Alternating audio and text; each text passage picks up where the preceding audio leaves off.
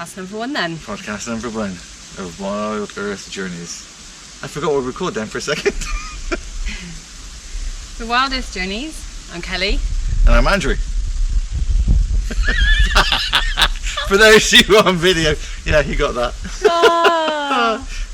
Do I have to do that again? No, we're fine. Okay, we'll just edit it. Or just leave it in. Or just leave it in. Okay. Yeah. Awkward. Okay, hopefully, as the podcasts go on, I'll get better at being in front of the camera again. I like you said, just disregard anything I'm doing that isn't right. Yeah, perfect. Yeah, you go for it. You're fine though, because you're a bit of a camera and microphone whore anyway. I'm sure more stories will come out about this, about the myth that I like to talk. It's not a myth. Okay, so a little bit about who we are. Yeah. Shall I go first? Yeah, you go first. Okay, so I'm Kelly, and I guess most of my background before starting at Wilde Earth Journeys was in fitness industry. I co-own a gym with my husband, and we've done that for 8.5 years, and then working in the NHS in various roles, including project management, and prior to that I spent about 8 years in education, secondary and post-16. So those are the biggest time spans of my life, I guess, and then in between those things I've kind of done everything actually. My mum always called me a jack of all trades. From working with horses in an orthopaedics clinic in just south of Edinburgh to working behind a bar and various other things in between. I love how we frequently go into meetings and you can quite confidently say, I've done that in the past, and it's like, and I constantly go, I know you have. But it's amazing, it's magical, because when we go into these meetings, you can bring up this background and relate so well. It's been useful. Yeah, it has. So yeah, that's where I'm at. Wilde Earth Journeys was started nearly a year. Nearly a year ago. Nearly 12 months now we've been operating under officially registered as Wilde Earth Journeys. Through basically mine and your passion for well-being and for that connection with nature that I know we both deeply feel. Yeah, absolutely. And well, let's pick that up in a minute, just to explain, I guess, because why? I guess the why did we go and start forest bathing? Yeah, why did we? So okay. So let's hear a bit about your background. Me, okay. And do you need to put a time limit on this? I'll tell you to be quiet if it goes on too long. So I'm Andrew, and my background has been in technology, in IT. I originally trained as an electronic engineer, and then through various different roles around support and repair, and evolved into the last big role I had was in telecoms, working in Bristol. But primarily I realised all of these roles have been kind of looking for faults, looking for patterns, or even managing people doing that, or teams doing that. So I then ultimately started retraining while still employed in different coaching skills, and then up until about 2015. Then I moved full-time into well-being, utilising all of that for one of our pattern recognition, but instead of working with technology, it was working with individuals and humans, and understanding their patterns, and looking to create change that way. That was a big thing for you, moving from IT into well-being. Yeah, that was a very personal journey as well. Very personal journey, which I'm sure which would be an amazing thing to share, because it's been a huge journey. Huge personal journey of evolution, going from being evangelical around change, around when I learned techniques that helped me, and I learned them. This is the way everybody needs to change, and I think that's a natural evolution everybody kind of perhaps has to go through, and you do have to go through the other side. to understand that everybody's an individual and we all relate and see the world differently, and there isn't one size fits all. But yeah, my personal journey has definitely informed me and the work that I do, and has ultimately led me to here and us working together. Yeah, well, I think we could both say that, actually, couldn't we? We've both had our own journeys. And I think it's true to say that most people that work in the kind of spheres we're working in do so because they've been through something significant themselves. Yeah.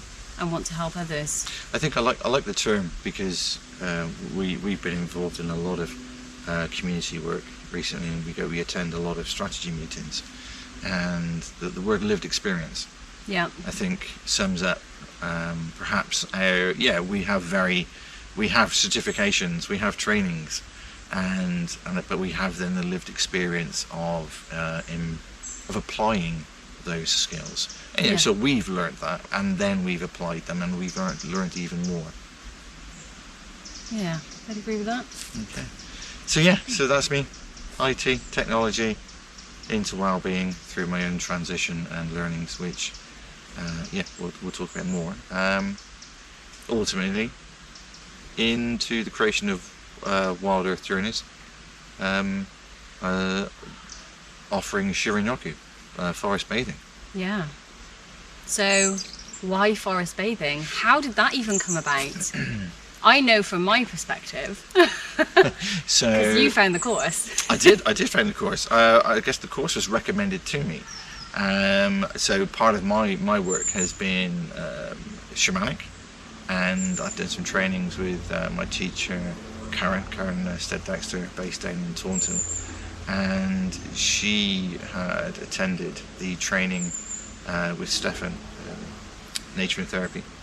Yeah. And I saw how she was applying that in her practice, and it just spoke to me, it sang to me, and I got to experience it with Karen, and we spoke about it. We just, because we were planning to work together on another wellbeing project. Yeah.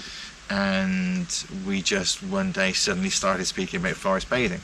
You came to me and said, I found this forest bathing course, go and have a look at the website.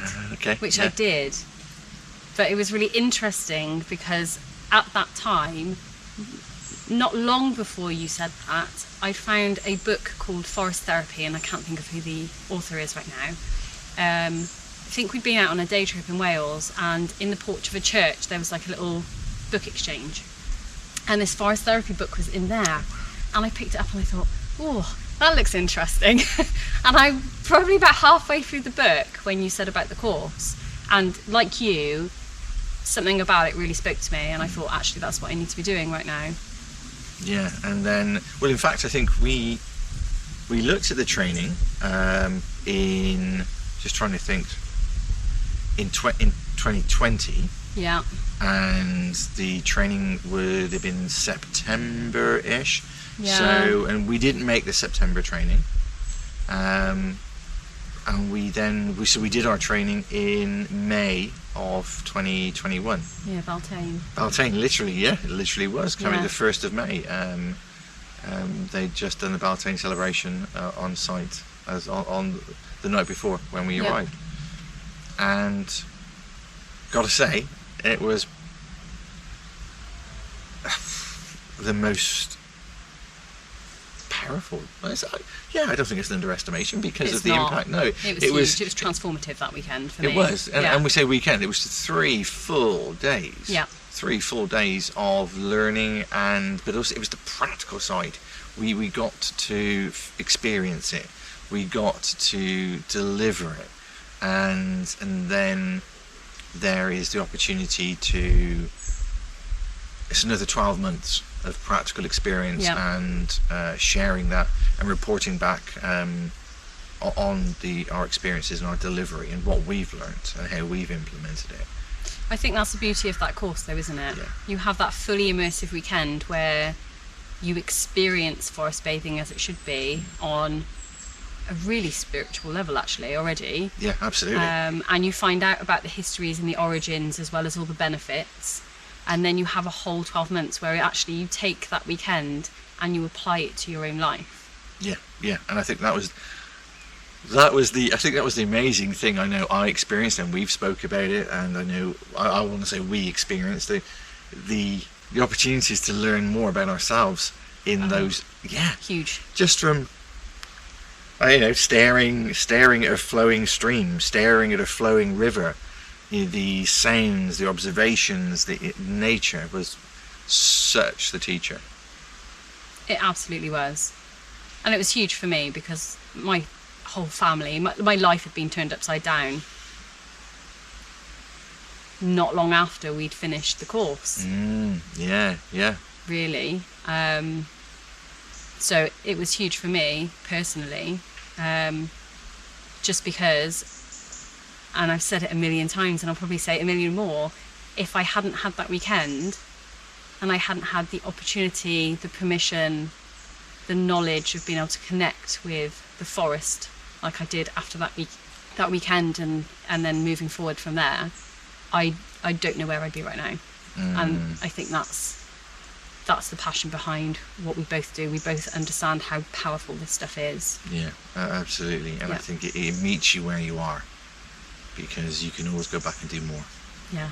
And we know that. We know that from our own personal experiences and what we share. And I think the other thing too, because we did it, the training in May 21, we still had lockdown. Yes. And I think that added to in some respects the experience, and perhaps the isolation post every day. We didn't go back and immerse ourselves in the world of the man-made environment. We were in a travel lodge, but it was locked down. It was quiet. It was still. It was. We had to eat our dinner outside, and it was freezing cold. It was freezing. In fact, it was so cold the one night I was like, I don't want to eat dinner here. I just want to order food in and eat in the bedroom. That was hilarious. Because we weren't actually allowed to sit inside to eat a meal. It was mental when you think about it. Quite the adventure. Yeah. That was May 21, and we, and I guess it was by September 21 we formed then the Community Interest Company. Yeah. And I think it's worth. So it's a not-for-profit. We formed a not-for-profit organisation, so that we can, in what we offer, any profits can go back into the community for any projects we're doing, but also support other people delivering projects. Other local organisations. Yeah, absolutely. That's the plan. So, and there's a lot we can talk around there, and I think it's just being a bit, maybe just being a bit structured with what we share right now, so that we can cover as much as what we need to in this first. Well, episode. We've talked a lot about forest bathing. We have. And I know a lot of people will be sat there thinking, what is forest bathing? What is forest bathing? Am I getting naked? Am I swimming? Which are the common answers? The common questions and the looks we get. People are very confused at what is forest bathing. It's because it's translated from the Japanese shirin-yoku, though, isn't it? It is. So it's translated as forest bathing, but actually what we're talking about is immersing yourself in the atmosphere of the forest. Yeah, bathing in the atmosphere of the forest. Yeah. Do not... Fully clothed. Fully clothed, yeah. No need to get naked. Unless you want to. I knew you were going to say that because... Mostly it's just shoes. So there's lots of invitations along the way. So some people think it's just a walk out into the forest, and actually we get a lot of local people especially, and because we live in the Forest of Dean, people here tend to spend time in the Forest of Dean, especially if they've got a dog or something. So they say, well, I walk my dog in the forest every day for an hour, and I really enjoy it and it's beautiful. And then they actually come on a forest bathing walk with us, and actually what they experience is something very, very different to just being out walking a dog in the forest. It is. We hear that so many times. I've walked this before, but I've not had the same experience. I've not noticed that. I've not seen that, because I'm just walking through. I'm walking through the forest mindlessly, my head probably full of things I need to do later, tomorrow, or any worries I've got at the moment in my life, whereas forest bathing is an invitation to leave all of that behind and walk through the forest at a slow pace, and then with invitations along the way to connect with the floor, so some barefoot walking, or to sit and listen to the birds, or to gaze at the canopy, or to listen to some poetry, whatever it might be. It is this experience of nature through your senses, and through words, through experiences, at a slow pace. And depending on who we're working with, we can do more or we can do less, because some of our work is with groups who have been isolated, who, when they come together, they want to, for one of them, there's some peer support going on there, because they're having conversation, they're sharing their own experiences together, which is equally as valuable, absolutely, if not greater. Yeah, well, it's the same principles. It's creating a safe, non-judgmental space where people have permission to share whatever it is they need to share, and whether you're walking along with your eyes closed, or you're sat still for a few minutes just having conversation, they're all as valid as one another. So the forest bathing, the Shirin-yoku is a mindful immersion in nature through your senses, and I think what we've found is because if we're looking at Shirin-yoku and an experience, a full experience, we're probably looking around 3 hours. At least 3 hours. Between 3 and 4 hours for full experience. And we've learnt to offer what we call introductions, which are an hour, because if you're just curious and uncertain, I guess we've learnt to cater for everybody. Yeah. And depending where they're starting. So the opportunities have been. Anybody can do this. Yeah, and it's what I find amazing is the distance that we don't cover, for want of a word. People get concerned sometimes that we're going to take them out with walking sticks on like a Nordic hike for, like 3 hours covering 25 miles or something, and it's literally couldn't be further from the truth. I know. I think I always remember I'm going to say the first organised walk we did with the carers. Yeah. And that was around where the stained glass window is on the sculpture trail here in the Forest of Dean. Yeah. And we probably I'm going to say 1 kilometre. Yeah, probably about 1 kilometre that day. It was a very short loop, and I reckon that took an hour and a half, if not longer. It was between an hour and a half and 2 that day, I think. Yeah, and because of the observations, the stories, because the stories are amazing. And you never know what stories are going to come up. No. So depending on who's in the group, somebody might have something to say about what a tree looks like, or a memory that's come up, or want to point out a mushroom, or find out about the mythology of an oak tree. So you never know what's going to come up and how long that conversation's going to go for, because this is opportunity to come and allow whatever needs to be there. Because we talked about that power of the conversation, people's stories. When they're sharing, it sparks more in others. Yeah, well, we all know the power of storytelling. It's been since the dawn of time. Absolutely, and it comes up in so many different ways. Different ways we can relate to. And we invest in it ourselves when we're looking at the mythology, local mythology, legend and myth, but also then of the environment, the trees. Yeah. So, is there anything more? I mean, I think we've spoken about, it's a good overview. We know what forest bathing is. If you thought you were going to get naked and it's not. Swim in your birthday suit in a lake somewhere, now you know it's not that. So if that's what we want to do, we're not. Yeah, we can. Absolutely. We You're can just arrange that. We can cater to it. We can. We probably can. Yeah. We have a venue. But and I think we know as like an ongoing series of doing the podcasts, that's something we want to cover in greater depth and detail. So I think that's a fair overview of forest bathing and Shirin-yoku, which is an amazing magical word. There's so many amazing magical words in the practice of forest bathing. I love the words. They're amazing.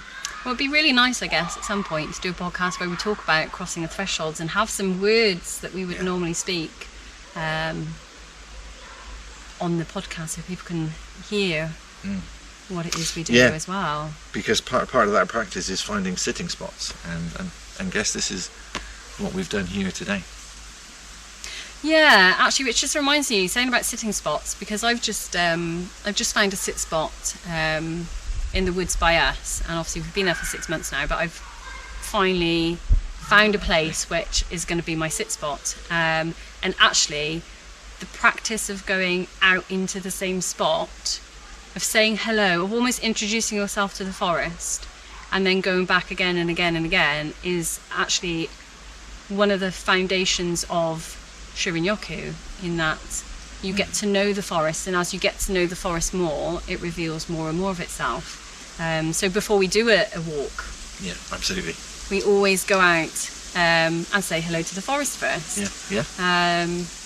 Not just because health and safety, we need to make sure the walk route and everything is suitable for what we want to do, but actually more so because there's this real deep spiritual connection to the energies of the different places, which are different for each of the different areas we walk.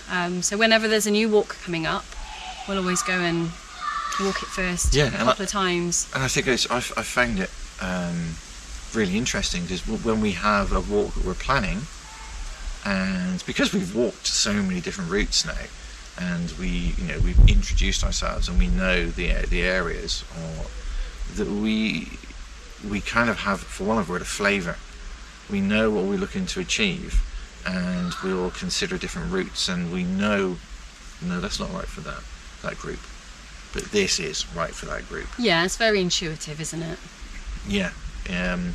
So yeah, that is interesting, because and I love what you said there, and it's too easy to maybe just kind of, and perhaps it has stood out for some people, but how when you return to a spot, you can learn more. There's always more to see. Yeah. The environment reveals more of itself to you. The more you're trusted, is that a fair way of putting it? The more you immerse and become used to that spot, and that spot becomes used to you. Yeah, absolutely. Well, you're bringing your energy to a spot full of energy, so it's like getting acquainted, isn't it? It really is, and I think the place that we refer to as Forest Lawn by us, which was our first walk that we got to scope and learn and introduce ourselves to. That place is always giving. Every time we go back. Yeah. And there's so much more reveals itself in so many more different routes. I remember the second time we went there, because the first time we were like, okay, yeah, this could work, and there's a couple of spots we can go off the path and into, so we like to give our little different areas names, so Fairy Woods, Magical Moss Woods, and the Altar Woods. And I remember the second time we went back, and it did really feel like the woods kind of went, oh, hey, it's you again. Yeah, you were serious. You were serious about coming back and spending some more time with me. So yeah, and it really did feel like that. Yeah, I think there's so much. I was better going to go down the kind of the individual attributes, but I think this is definitely something we can share more of. Okay, so who we are, what we do, and why we do it, and forest bathing. Well, what you've got some notes. What's next? Yeah, Ooh, I think a good podcast would be to talk about the walk in more detail. Yes. As in what we do on a walk and what you experience in terms of crossing thresholds and some of the words and maybe some of the poetry. Yeah. Oh yeah. That would be quite magical, but it's been a relatively quick evolution, Wilde Earth Journeys. It's been organic, but let's be honest, we set the company up a year ago, and we're already doing something, I want to say quite different to forest bathing, but it's not, because actually forest bathing forms a foundation. Oh, it's still there. It absolutely is. How dare you start your car in the middle of my podcast? So much for being in the woods and being quiet. So the last few months, when was the first one we did? It was Gem and Tom. Yeah, but let's go back before that, because I think how we've described it on the website is an organic growth. Yeah. And we've talked about we've used the word intuitive. Yeah. So literally last September, your wedding anniversary. Yeah. You and Tom wanted to do it, have a celebration in nature. Yes. So we wanted to renew our vows. Yeah. Part of that was a hand fasting, in recognition of the fact that it was our 11-year anniversary. We are not the same people we were when we got married 11 years ago. It's safe to say that. And how we do things now is vastly different to how we did things back then. So, and as a couple and a family, we've been through a lot, as most people do, as life goes on. So it's an honouring and a recognition and an acknowledgement that when you spend that much time with one person as your soulmate,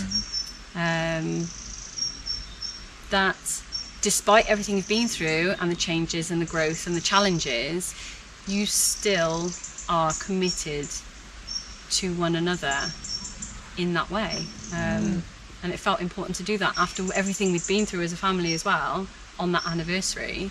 And I asked you. You did. You asked me to be our celebrant on the day. You did, and it was fascinating.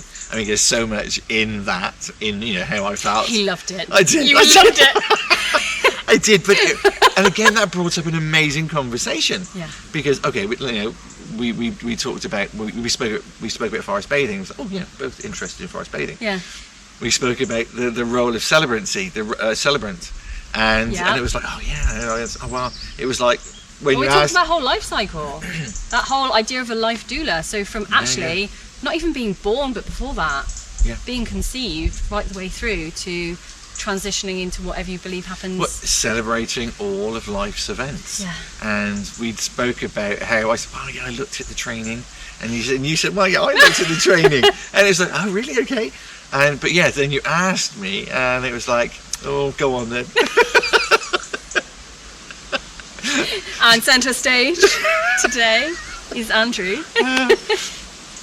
It was magical. It really was. It was. Well, I guess it's this. It's organic, intuitive celebration. Yeah. And we could talk a lot about that, how that unfolded, and the interactions, how everybody came together, the space that was created, and the spaces we've recreated since. Yeah. But so that was the first opportunity. That you and I experienced a celebration, a hand fasting. Yeah. In nature, a celebration in nature in a very natural way.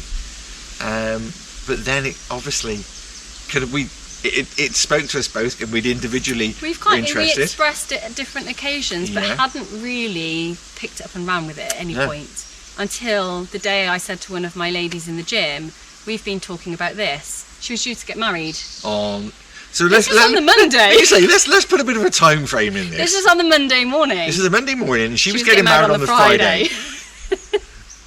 And we were just having a general conversation around all of this stuff. Because she's interested in what we do and this nature connection, and herself, she's come to a place where she's starting to really appreciate her own relationship with the natural world and nature. And we were talking about it, and she just said, Tom and I are both off on Thursday. Are you free? And shall we do something in the woods? Did I remember? I don't know if you messaged me or called me. What are you doing Thursday? We're doing hand fasting. So we had 3 days. 3 days to prepare. I loved it though. Oh God, there was so much. The preparation is really special. It is, and I think I love pomp and ceremony. Let's put it there. Just put it there. I love You're honest. And so I love that delivery. Yeah. But the magic and the intuitive. I love the words you pick out, because the readings that you have done around some of the people we utilise a lot. Tom O'Donoghue. And John O'Donoghue. John, did I say? Oh, Tom. So many Toms. There's too many Toms. John O'Donoghue. O'Donoghue. Sorry, John. That's biggie. Yeah, and I'm just really remembering the words that you picked out for that first ceremony, the hand fasting, and how we then delivered those words. Again, we walked, I think, from the area we used, we walked it, but then we intuitively came up with different ideas. Sorry, that was a royal we. When we delivered the same words to them individually in different times. Yeah. The impact of those words, it was amazing. Yeah. It was amazing. I felt, and I think from the feedback we've received subsequently, there was a shift. Yeah. There was a shift in the words, and from the delivery and how they were received. Yeah. So then that was, I guess that was our first. That was it then. We were hooked. We need to do more of this. We need to do more. This is what calls to my soul. This is what my heart wants to do. Yeah, absolutely. That because it's an honour and a privilege being asked to hold space and help someone celebrate such important times in their lives. Yeah. Whether it's a naming ceremony for a baby, or a hand fasting, or a vow renewal, whether it is somebody that needs, to mourn or grieve the loss of someone in a different way to what we traditionally are used to doing.